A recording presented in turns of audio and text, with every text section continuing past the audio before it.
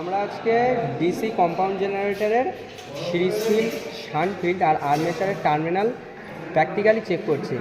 তো প্রথমে এই চেক করার দুটি পদ্ধতি, একটা হচ্ছে সিরিজ ল্যাম্প টেস্ট আর একটা হচ্ছে ডিজিটাল মাল্টিমিটার দিয়ে রেজিস্ট্যান্স চেক। তো প্রথমে আমরা সিরিজ ল্যাম্প টেস্ট দিয়ে চেক করব। সুইচটা দাও।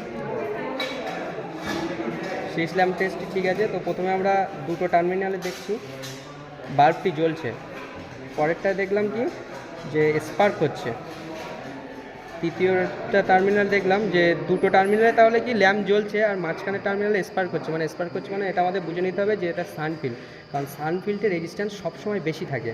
তো যেহেতু দুটো টার্মিনালে দেখছি যে বাল্ব জ্বলছে, তাহলে আমরা কীভাবে বুঝবো কোনটা সিরিজ ফিল্ড আছে আর কোনটা আর্মেচার আছে, সেটা বোঝার জন্য আমাদের মোটরের ব্রাশের সাথে টার্মিনাল চেক করলেই আমরা বুঝতে পারবো যে ব্রাশে একটা ওয়্যার আর এখানে ফিল্ডে একটা ওয়্যার দিলে দেখলাম কি বাল্ব জ্বলছে না, তাহলে কি এটা আমাদের আর্মেচার না। তো আর একটা জ্বলছিল, সেটা হচ্ছে এটাও আমাদের বাল্ব জ্বলছিল, তো এখানে দিয়ে দেখলাম কি আর ব্রাশের সাথে এই টার্মিনালের বাল্ব জ্বলছে, তাহলে এটা কি আমাদের আর্মেচার, আর এই ফিল্ডটা হচ্ছে সিরিজ ফিল্ড। আর একটা পদ্ধতি হলো যে সিরিজ ফিল্ডে সবসময় দেখবে যে বাল্ব বেশি গ্লো করবে আর্মেচারের তুলনায়, কারণ আর্মেচারের তুলনায় সিরিজ ফিল্ডের রেজিস্ট্যান্স কম থাকে।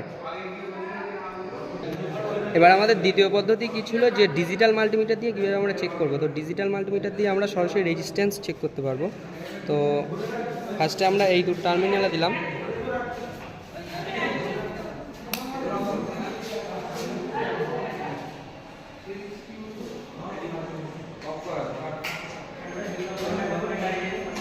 ছত্রিশ।